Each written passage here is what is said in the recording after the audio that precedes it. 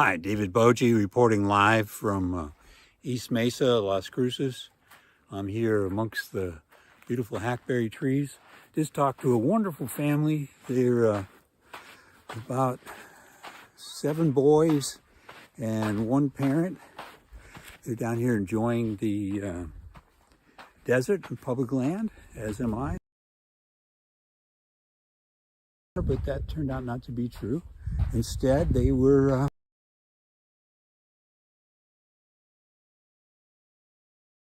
asked him have a good day, and they asked me what I was doing. I said, I'm out here looking for the poachers that shoot the hawks. And they said, one little fella, couldn't have been more than first grade, says, that's illegal. It's funny that in the New Mexico state school system, children know that it's illegal to shoot the Swenson hawks, illegal to shoot the ranchers' cattle. So, I'm not shooting any Swenson hawks, you know, and nor were his father and all the kids from his neighborhood that were out gathering and having fun today. So let's see if we can turn around the camera. Ooh, we'll sit down here a minute underneath this, in this cave. I hope you like caves. No, that's not the button. Every piece of software has its own way of doing the camera switch. So I see, oh, there it is. Okay, you can see here that I'm in a cave right down here on the East Mesa, and it's right by where the shooters are depositing all their cartridges.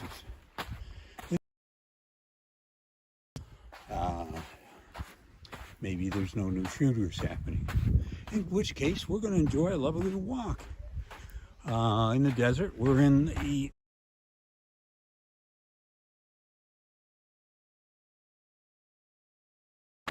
rigorous workout. We're running up the hill with boots and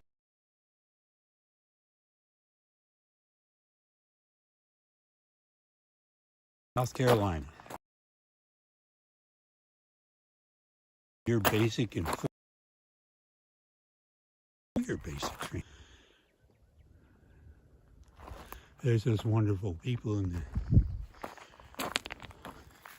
far away. I don't think you can see them, but they're just enjoying the desert. I'm enjoying the desert. I'm going to go up here on the south side. There's one in the distance there. Just took off. That was a Swenson hawk. You might not have seen it. You got to look really carefully. I'm going to see if I can get another glimpse of it. It's flying really low. We're looking south towards the A mountain. If you're following us along on the Google map, Alameda, south of Dunn Drive, off of Route 70, headed in the direction of A Mountain. And we just saw a single Swenson hawk flying low in the horizon. So let's go see what we can see. And as they say, be what we can be. Because that's what it's all about, eh? Be what we can be, see what we can see. Do what we want to do. Well, guess you can't do everything you want to do, but there you go. That is not a Swenson hawk, I don't think. Unless it's a very, very young one. We'll keep looking though. The one I saw, the wingspan was more like 40 inches. So, tip to tip. Okay, Now you can see the Oregon Mountains. I don't seem to be able to make it much bigger. That's the Oregon Mountains. Be careful when you're climbing the Oregon Mountains, because I know a parent of a son that died climbing that mountain, and it was just tragic. Tragic. So here's a kind of a small bush, and they could be nesting here. If they are, we got to be careful. They don't like visitors close to their nest. I was talking yesterday about mesquite trees, and this is a mesquite tree. See those thorns? Stay away from those thorns. Good firewood. Indigenous people even made charcoal out of it for when they learned to forge weld. They would do it with mesquite charcoal. Yeah. Sad chapter in American history. Let's see if there's any cattle over there. I don't see any cattle there. They've been doing cattle rustling. Well, they just chase down a cow, shoot it with a shotgun or rifle, and then they strip the usable meat off of it in the hide, and they leave the rest here. A rancher who has open range land south of here towards A Mountain, and open range means there's no fences. Probably were fences at one time, but the people with their ATVs, pickup trucks, etc., come out here and cut the fences down. And they snip the barbed wire, and it's gone. So give us a like, give us a subscribe. I've got almost 500 subscribers. I need 1,000 before I can go live directly with the YouTube people. So I need 500 more subscribers, so I'd appreciate it if you would subscribe. So am I begging you? Yeah, I am. So that would be very, very helpful, and I could carry on the protection of the hawks and the cows, the other wildlife, and as that little 6-year-old boy said a few minutes ago, hey, shooting hawks is illegal. And it is. It is. What kind of upbringing did adults have with these expensive 12-gauge shotguns, and they can buy unlimited number of shells, come out here and just blast overhead? I know, did you see my video the other day where I was filming up overhead and bent over backwards and I fell over? It was embarrassing, but hey, the fact that I can walk, fall, get up, run up the side of a steep arroyo is good news at age 75. Shout out to my son Raymond, my son Jason, my daughter Renee, all the 5 grandchildren that I have, Sheba in Canada, 4 more in New Jersey, and really appreciate them very, very much. And they're the ones giving me a shout out on my videos and giving a like and making a comment, that sort of thing. You know, I'd love to fly them out here one of these days, all my grandchildren. Have some kind of big reunion here, just like that man was doing back there, who had, must have been 7 or 8 young boys. I want to have the young girls too, part of my granddaughters, and show them here what the desert is like. A lot of people think, oh, there's no green in the desert. Look around here. It's green, okay? Well, there's no trees. Well, there are trees. I just powered up the live cast under a hackberry tree. And then I went under in a cave, kind of a small cave. One that could have collapsed at any moment, by the way. Don't tell my wife. So we're walking along Gasline Road. In the distance there is a big container, I guess maybe you call it a reservoir or something. And it's a big metal tank. I'll drift across here again. And that's where they're storing natural gas. They have a natural gas line that runs from there, probably runs up to A Mountain, runs up to Highway 70. From there, I don't know where it goes. I never traced it beyond that. And I just know that we're being hooked up to natural gas. If you know anything about natural gas and the difference between that and propane, I know you have to use different kinds of apparatus on the furnaces and the stove and your dryer, etc. But what I want to know is it safe? Is natural gas safe? Oh, it's a beautiful day today. The wind is blowing right in my face, on my body. I'm walking along at a nice clip. The scenery is gorgeous. I'm really happy to be here.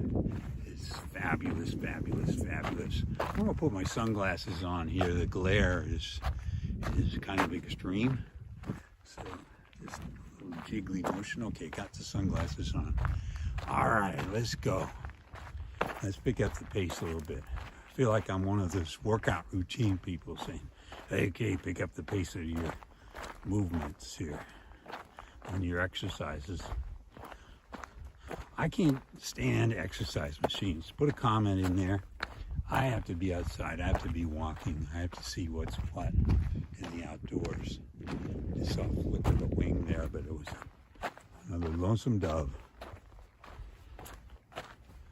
All right. We're moving along. There's nobody shooting shotguns. Yay! I am so happy I could sing. Oh, mighty, oh, no shotguns. Yeah. I have to work on my lyrics.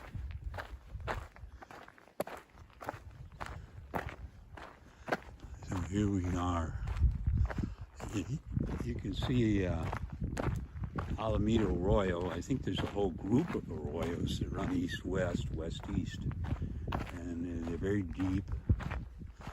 And down below, in those depths, that's where you find trees and places for the Swenson hawks to build their nests and be out of sight, out of mind of these hunters. I don't really want to call them hunters. The term hunters for people that are killing hawks and shooting cattle, I don't think that's not a term we want to waste on these people, you know?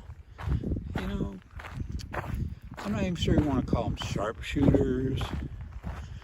I think we want to call them desperados or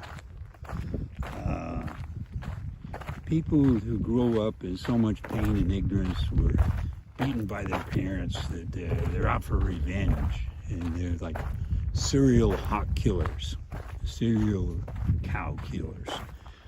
I want to call them serial killers. That's what they are in the animal kingdom. You know, I'm a Jain, Jain, and we believe in reincarnation.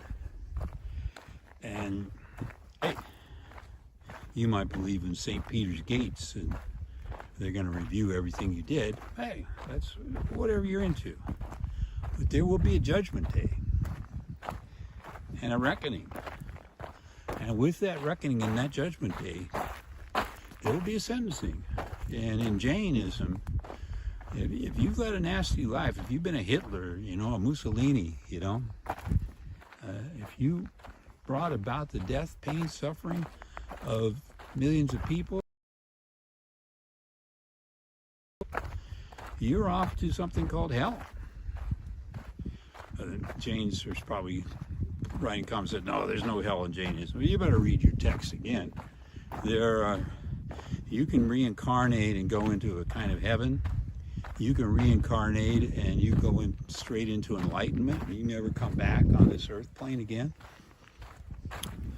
If you're reincarnated, you come back on the earth plane, and maybe the dastardly people, serial hawk killers, they become like hawks themselves, and they're chased by hawk killers. Isn't that interesting? Or if you're caring for nature, maybe you're going to stay on the human plane and reincarnate, and you're going to have a better spiritual life. I don't care about stuff. It's not about stuff. It's about living the life. Okay, we're coming to a fork in the road. One of the poems my wife loves is where, what do you do when you get to a fork in the road? You pick it up. You pick up the fork. Take it home with you. That's a kind of a lame joke. We're going to go on the left fork here. And oddly enough, if you go on the right fork, you're not going to go past my favorite place, which is the Billy the Kid hideout. What used to be the Billy the Kid hideout. Love that hideout. It's a lot of Billy the Kid kind of ghosts there. Pat Garrett fought it out with Billy the Kid, and they say he killed Billy the Kid. I don't know. There's another story that said Billy the Kid survived and went to California.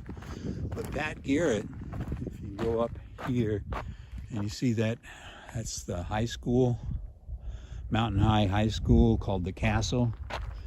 Right around there is a Pat Garrett Memorial where he supposedly was gunned down. Yeah, I don't think supposedly. The man was murdered and went to trial here in Las Cruces, New Mexico. And the judge chickened out and didn't find anybody guilty of the murder. It's kind of interesting. If you have a different history of that, put it in the chat, put it in the comments section. I don't want to claim to be a historian. I'm just a storyteller.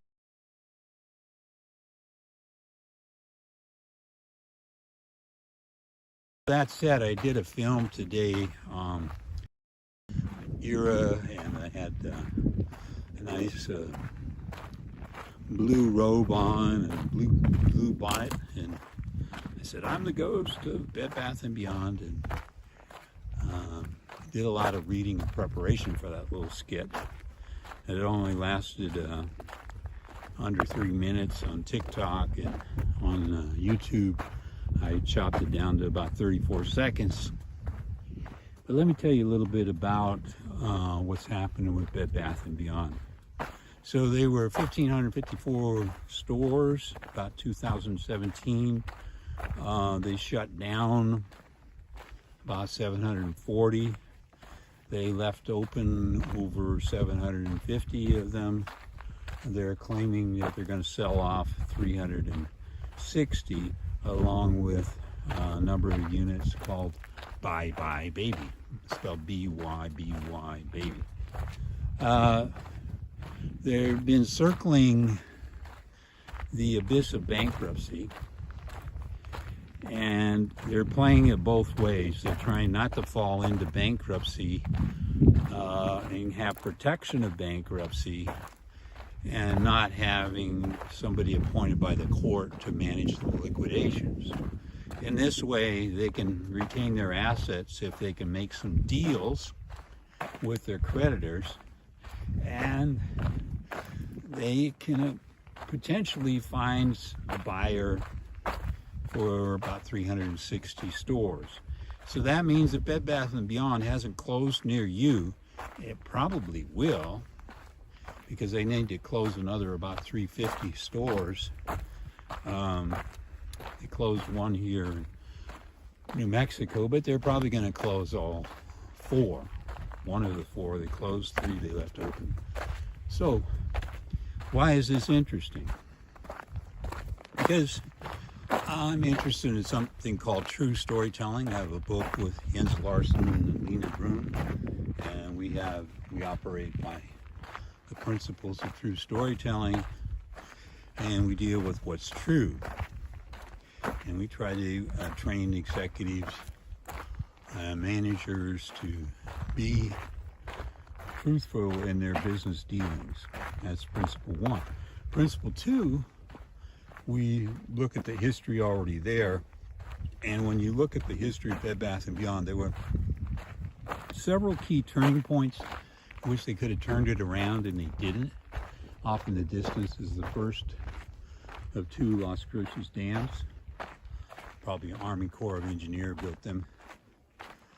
And down there is a pretty big hackberry tree, one of the oldest ones. In fact, probably the seeds from that hackberry tree drifted down the arroyo during the monsoon, or stuck to the fur of animals and became hackberry trees all along the Alameda Arroyo. When I say all along, there's one grove there.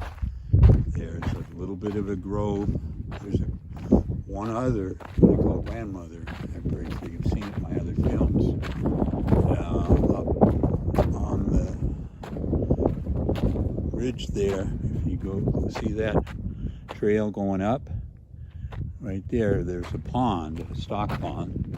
No water in it now, so don't try swimming. There's one tree there, and if you go up toward the Oregon Mountains, there is another stock pond with no trees on it, and another stock pond that has some pretty good hackberry trees. Some signs, animal signs, on the ground, and we're talking about cow manure. And if it's fresh, you know it's happening, but it's not fresh. You can see cars running with trucks, campers, SUVs, motorcycles, what have you. We're going to turn down here to our right and head towards the Billy the Kid hideout. It's not a hideout anymore. Bureau of Land Management, worried about your safety, public. This is a danger to the public. We're not convinced it's an authentic Billy the Kid cave. Where's the evidence that Billy the Kid was here? Just because some tourist put up a signpost that said Billy the Kid and put a door on doesn't mean, I mean, what kind of outlaw puts a door on their cave that has their name on it? I grant you that tourists did some dumb things to the cave, but did they actually make the cave? Did we test the metal to see the metal of the stovepipe comes up through the ground and from that cave? Did we test it out? So let's go and just talk to the ghosts of Billy the Kid, Pat Garrett, and see what they have to teach us about this cave. So I'm a Jane Seer, S-E-E-R, that means a divinator, divination, 4C. Core shamanism, trained with the faculty from Core Shamanism. Michael Harner was their go-to guy. No sign of Swenson hawks right now, but no sign of shooters either. I'm going to go down in this little tributary here and see what we're going to do. Let's see, yeah. We're going to skip across it. The original cave kind of looked like this if you have an imagination. But much bigger. I think it's about 30 feet and L-shaped. I don't think anybody actually measured it.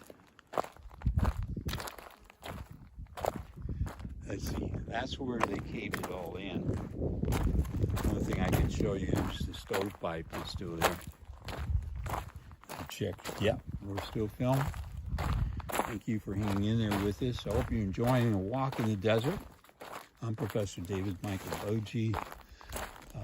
My PhD is in organizational studies, organizational behavior. My specialty is storytelling.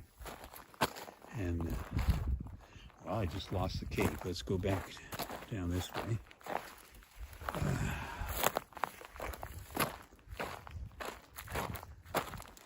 So we're asking the question, is this place haunted?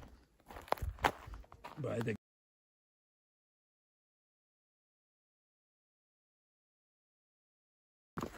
So if you see a ghost in the images, the answer is going to be yes.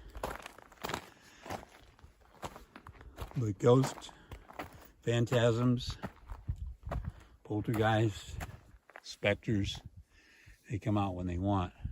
Now right up there, that's where you can see the little metal stovepipe chimney, and it goes all the way down to the base of this cave.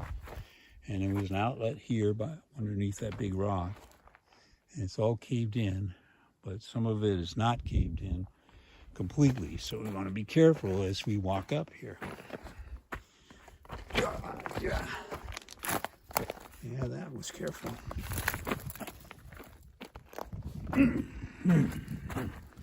So if there's parts of the cave that are still not caved in, we risk them caving in under us. I'll just give you a close-up here of this metal thing that looks like a tin can, but it's actually the chimney. And here we'll descend into part of the cave that gave way. Okay, that's enough of that. As my dad said, David, quit while you're ahead. So let me check for ghosts. I'm not sensing any ghosts here today. So let's move on.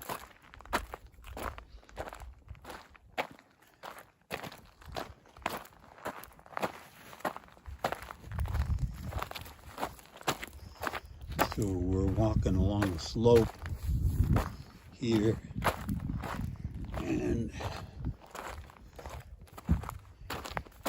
well, people say, well, what about the tarantulas? What about the rattlesnakes? They say, well, if that's all you're sensitive to is fear, probably you're going to attract rattlesnakes, tarantulas, and spiders, whatever. Bobcats, mountain lions, they come down here too. Come down from those mountains there. But not right now, and they're not here. Because if they were here, I'd see their paw prints. Mountain lion is a big paw print. Bobcat has a smaller paw print. And both of those are bigger than a dog paw print. Let's see if we can find the trail again. And let's see, I think the trail is up on that ridge over there. Let's just go this way, because I know this is where Bureau of Land Management drove its trucks in from the east when they dismantled the Billy Kid Cave. Well, you never know what you're going to see when you're out in the desert, you know, what kinds of wildlife. It's pretty much drought now, and animals, insects, whatever, except for the flies, buzzing flies, are just not treating the whole thing seriously. But the other animals remain. That's a little too steep. What if we go right off the top of this? Is it a gradual enough slope that we can get down? It's not too bad. Let's drop down here a little bit. We want to get down into the bottom of the arroyo. That's our destination. And you want to be careful, because sometimes under a bush you'll find a baby rattlesnake, and they are particularly venomous, and you know, you want to get to help right away, because those are bites that can kill you. So let's drop down here, watch the bushes with me. Let's be very careful. There's a little place where snakes could live. You know, I like the people that come out and work for the state and pick up a rattlesnake. You don't need to kill it. They'll come out and pick it up and take it over by a mountain or behind a mountain somewhere out of the area where the people have their houses, their fancy houses there, and they will let those snakes live. They say the snakes aren't harming anybody. If you, there's a little arroyo trail, a little tributary. We'll follow it down. Make sure there's nothing moving under the brush, and we're clear. We're now, you know, in the lower part of the Alameda Basin, Alameda Arroyo, they call it, I guess. So let's do a figure S around here, and we'll come up and we'll be able to go up that trail on the north side of the Alameda Arroyo. I'm giving you these directions so you can follow along on your Google Maps safely at home. Or if you come and visit Las Cruces, you can head out to East Mesa, get off Route 70, get off Dunn Drive, head to the west. But if you got an old pickup or a Jeep or something, you'll see the berm around the stock pond. We'll be there in a little while, so I'll wait for that. So fantastic day. Really, really happy to be alive. Stage 4 cancer survivor. I had the aggressive kind. It broke the wall of the prostate, got in the lymph nodes. And shout out to, or I wouldn't be walking at all. I wouldn't be living at all. Local doctors said, you don't have long to live, David. You better straighten your will out, get your affairs in order. But now, lymph nodes and prostate, and they're testing a brand new drug.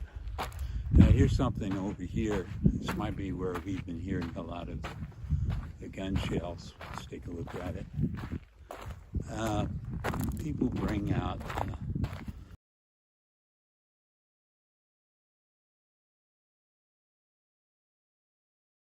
toilet. This used to be something interesting. I wonder what that was.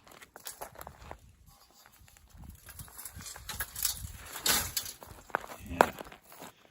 Maybe taillights on a car or something? Hard to tell. Do you know what it is? Write it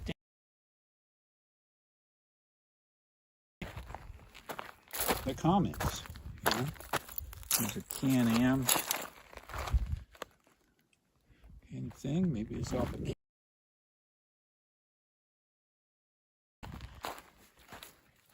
So people bring out just about every hunks of plywood and shoot. And although they could go where it's legal on the East Mesa, people on the West Mesa, or I'm sorry, they could go on the West Mesa where it's legal. People on the East Mesa don't have a legal. They make their own places to shoot. Is that the American way? Is that wherever we go? Let's leave that. This one to protect the hawks. I am the unofficial storyteller of the East Mesa.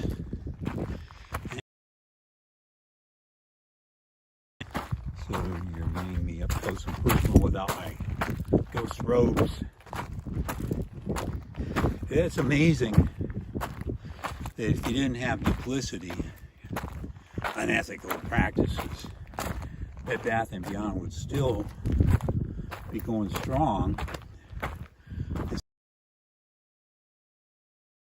They would have developed develop those private brands a bit more slow. The leap into online shopping, they would have gradually morphed, redefined a mini Walmart, you know, something specialized in bed and bath and bye-bye baby and all that, but with a really cool online presence, which they don't have. I mean, yeah, you can find them online, but can you really operate that system? And they would have reined in. Their business model was terrible. Okay, here we have a bunch of these shotgun shells. Let's take a look at them. These are older, probably because of the brass of the casings. They're not shells, sorry, for all of you that are, you know, part of the shotgun crowd. You see, this is a 12 gauge Federal, but it's all discolored on the brass part. So that means it was shooting some time ago.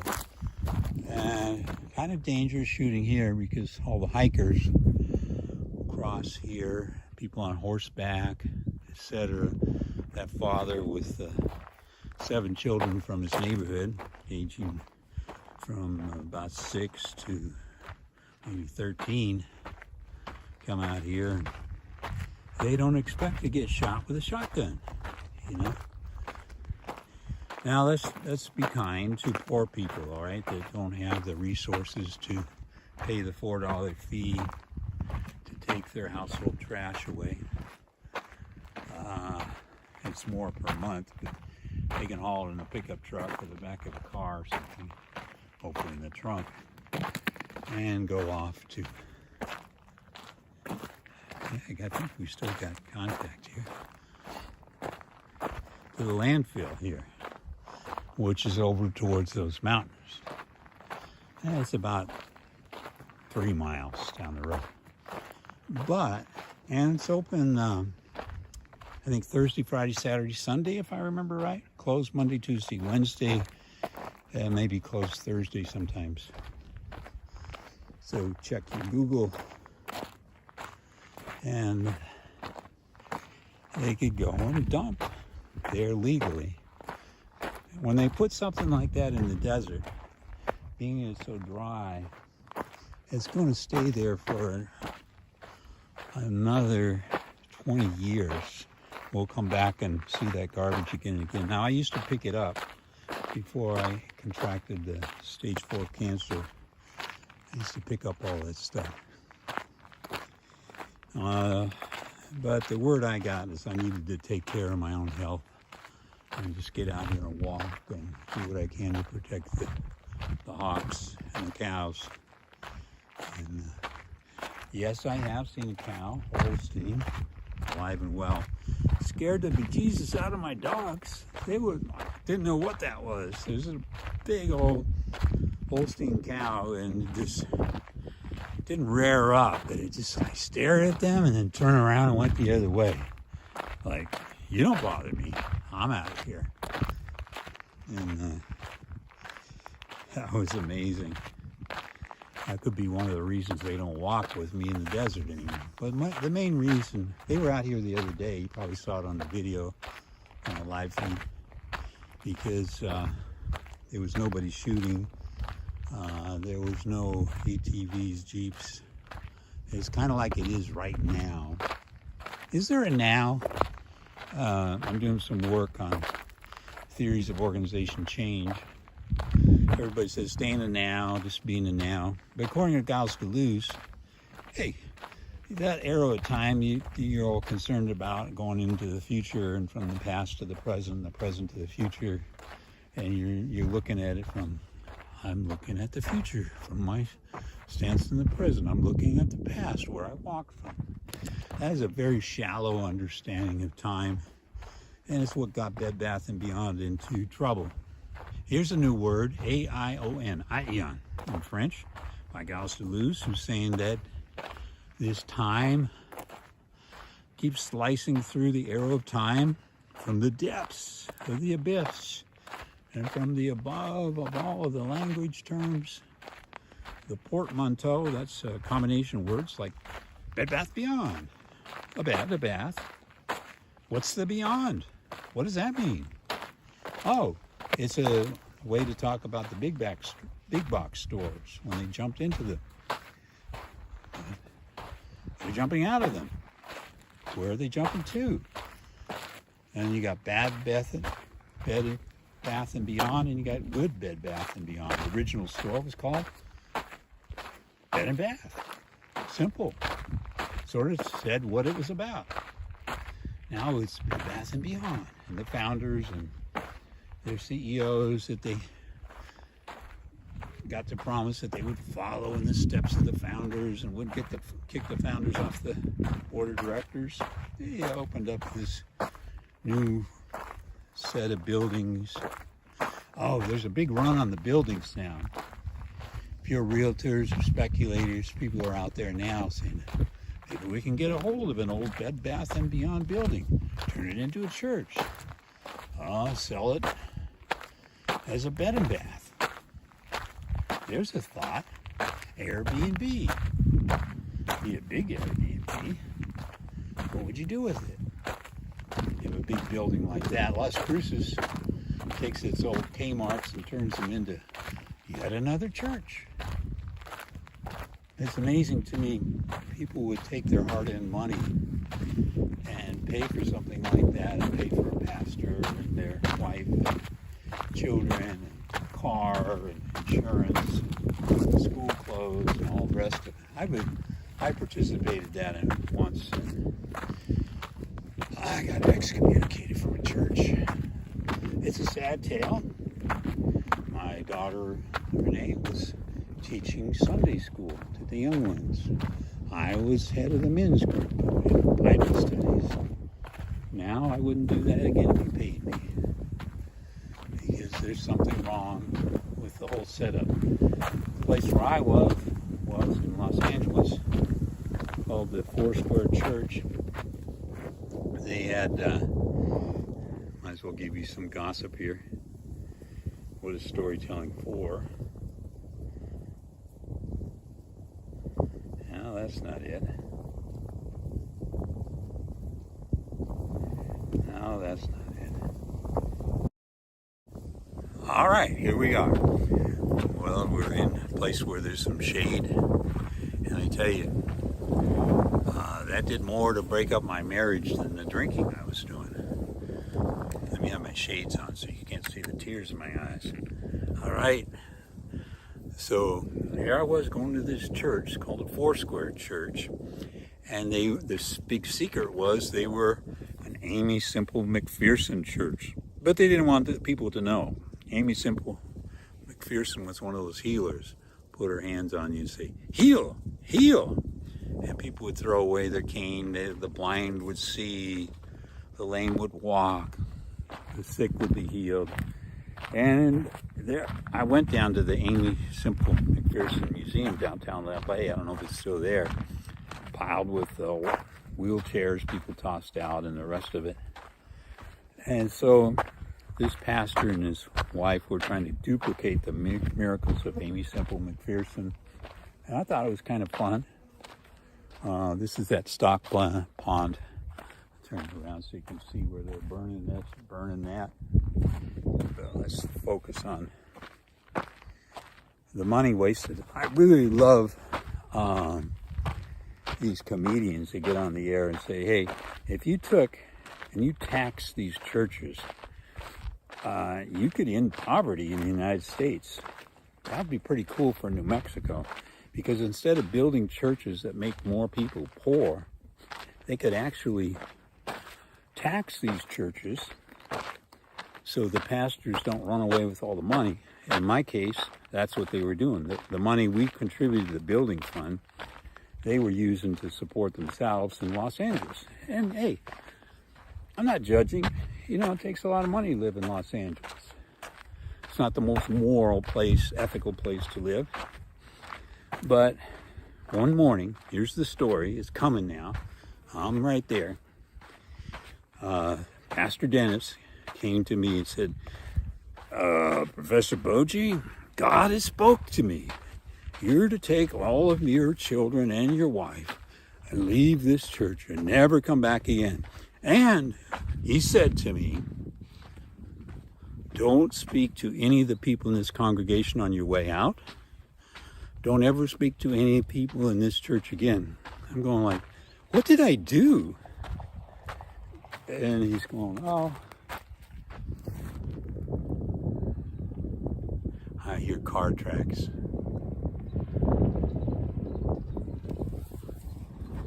Oh, it's a truck and a trailer with an ATV on it. Hope they have a good day. So he said, don't ever come back to New Life Fellowship again in Culver City. And I said, wow. I said, a little flippant, I said, you know, God didn't speak to me about that. He spoke to you. He said he did, and I want you to leave now before the service begins. Take your family and leave. So I took my family and I left. It was really devastating to my daughter Renee, my wife Margaret, first wife, and my little son Jason. And I think it's one of the things that got the divorce happening the first go around after 12 years. But we did get back together. Some other church they had joined in Staten Island paid the airline tickets for them to come back to Los Angeles. We rented a nice house, and whoa, it was. We'd been separated for about a year and then got back together. And that's family history. But it was interesting to start over again, do another 12 years. And that's when my son Raymond was born. So him being born made it worth it. But Los Angeles is a tough place at that time. Culver City had a lot of drive-bys. If I get my son a new skateboard or new bicycle, or the people in the housing units just north of us would beat him up and take it away. So my wife at that time said, let's give him karate lessons at the park. So we put him in karate lessons in the park, and wouldn't you know it, somebody did a drive-by, a gang drove by, and shot right into the community center, and didn't kill my son, but killed the karate teacher. It's interesting. This is a shout out to my son Raymond. I really regret having raised you in that part of California, or that part of the United States, and because it left some permanent trauma that has yet to heal. And then his mother died of cancer. Let's get back into some happy talk. Ray is in independent living. He's doing well. He's 40 years old. He's looking for the new version of a special game he plays, a version of Zelda that's going to come out in just within a week. And he's all set. Loves playing Nintendo. Good kid. I call him a kid. He's 40 years old, but okay, good man. Got to get used to that. So shout out to you, Ray. Let's get over here on the trail again. This particular trail is called Arroyo Seco. It means dry arroyo, as you might guess. And it's about as wide as a sidewalk and runs about 1.5 miles into the pond. When I say runs, I mean when there's a monsoon, that water runs fast and it's just glorious. I'll come dancing out here in the rain when the monsoon comes, and I'll show you what it's like. I got some other videos of what it's like to have the cloud burst, the thunder. But it's a beautiful time where everything kind of greens up in a special kind of way. But the water's running too fast. It's taking all the silt, all the good soil away. So nothing can grow. And on the sides where there's no good soil, you have these mesquite mounts. On a mesquite circle like this one's not particularly old, but it can have, let me turn it this way. It can be like 5,000 years old. These are not 5,000 years old. These are less than 100 years old, I would imagine. But there are reports of mesquite circles, a bunch of bushes in a circle, their roots all locked together, and 5,000 years old. And those are survivors. Up here in the East Mesa, we got quite a few mesquites. We got a lot of these. Here's a nice mesquite greening up here. Well, why not? Its roots are really deep. The thorns protect it. And, you know, you got 5 different kinds of mesquite up here. Here's another one. If you get close enough, you can actually see the thorns. Let's see, can you see the thorns there? Or do I have to turn it around? See the thorns there? Okay. So, that's sort of what I do, is there's a lot of reflection going on. It was a part of my life where I couldn't stand silence, and I had to have rock and roll music blaring in my ears all the time. By the way, I think that's the only way you can read postmodern philosophy. Worked for me. But when you have silence, then you kind of notice things in nature, but you also notice things about your own life. And it's not an arrow of time life. It's not like a resume, but finer and finer slices of life start happening. And there's what we call to rehistoricize one's life. Or if you're Bed Bath & Beyond, there's a lot of rehistoricizing going on. Wall Street Journal, Harvard Business Review, those professors originally predicted the death of the big box stores that wouldn't make the jump to light speed, meaning internet, online sales, etc. The 20% off coupon, I just read a news report that came out a couple of days ago that Big Lots is honoring those 20% off Bed Bath & Beyond coupons. So fish them out of the trash, out of the drawer, go and use them at Big Lots before they stop allowing it. If you've gone into a Big Lots store lately, you'll notice that the inventory is completely shifted, the shelf organization shifted. I don't like it. I prefer the old one where I could nose around and find a lot of things I had to come in the store to find. Now, it's like a little too structured for me. What are your thoughts about Big Lots and how they're put together? Are they going to be the next Bed Bath & Beyond and be haunted by ghosts? I'm thinking about doing a special, going to the old Sears building here, the two old Kmart buildings, the Toys R Us building, and the closed Bed Bath & Beyond building, and see what kind of ghosts are there, what kind of haunting specters are there,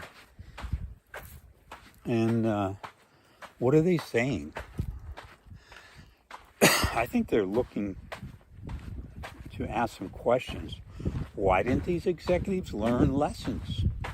Why did they continue to engage in strategies that everybody around them, except the founders, were saying, hey, you need to shift gears. You need to get on with a different kind of strategy. And That's what it is. So we've had a good time here.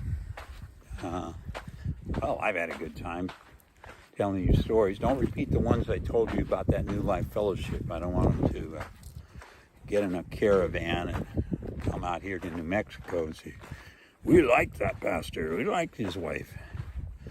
Spirit told us to do this. And so, yeah, well, my spirit told me to move out of Los Angeles and never come back. And, but I got to say that what happens to these vacated buildings is these cult churches take them over. I'm not going to name names or any more names. They take them over. They stand up there and say, tithe, not just 10%, give 20%. Bequeath your car, bequeath your houses, your land, your water rights. Support the church and God will support you. It's almost like the old Catholic thing where they would sell you chicken bones for so much money to guarantee a spot in heaven. I mean, I just don't buy it anymore. Sorry. If you buy it, that's fine. Put your comments in there. You buy it. You buy it. But maybe you're in a stage of life, and another stage of life, you're not going to buy it. Go watch the comedian Bill Barr. And I think he asked some very difficult questions about these religious groups that are not taxed and the state of poverty. I just did a video on the 62 billionaires, multi-billionaires, the top billionaires around the world. And if we just took half their money, you know, taxing it, I'm not saying we break in their banks and houses, but if we tax them the way they ought to be taxed, there would be health care around the world. There would be, you wouldn't see these women and children carrying water long distances with drinking water that's unsanitary, not having enough to eat. There would be a baseline of health conditions worldwide. That's not me talking. The World Health Organization statistics tell us that the amount of money it would take to put the global economy on its feet. There's a nice newt here. Let's see if I can give you a shot of the little newt crawling around. Love those little newts. He's right under this cactus. Come on out. He's not coming out. A wise decision.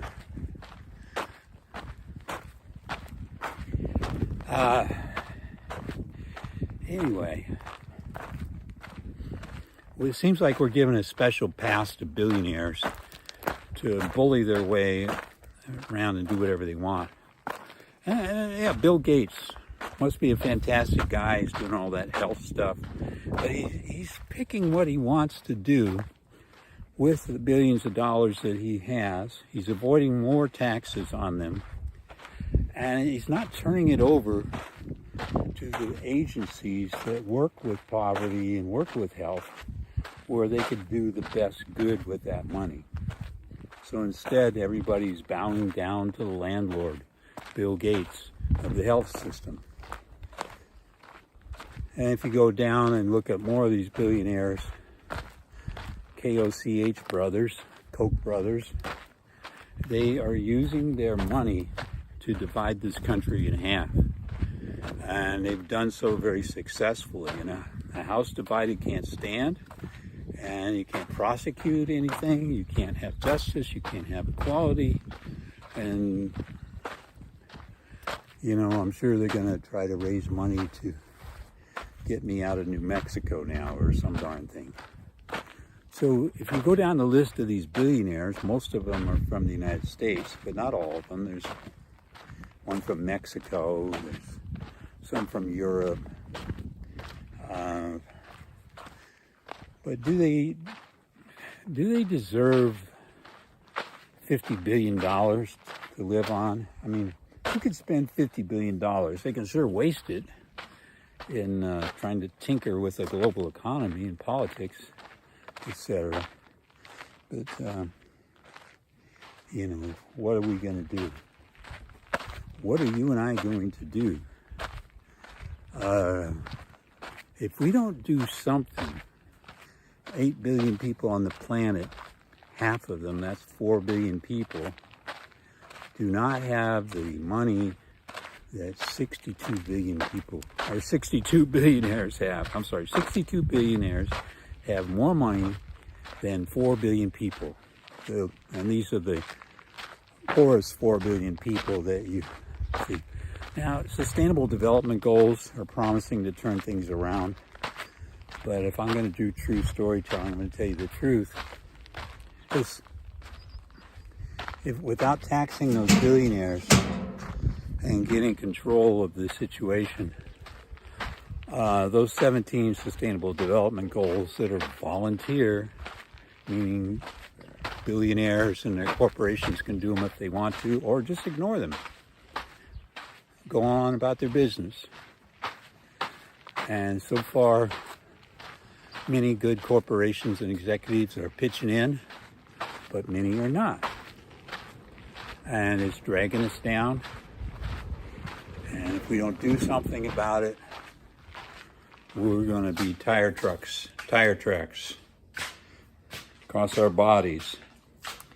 And that's what I want to tell you about. Now, how do we get out of this? Oh, I got some reports here from people saying, I'm watching you, Dad, and like the Billy the Kid hideout. So he must have been tuning in. Love you, dear son, my other son, my daughter, my 5 grandchildren, and I love all you out there. Bye now.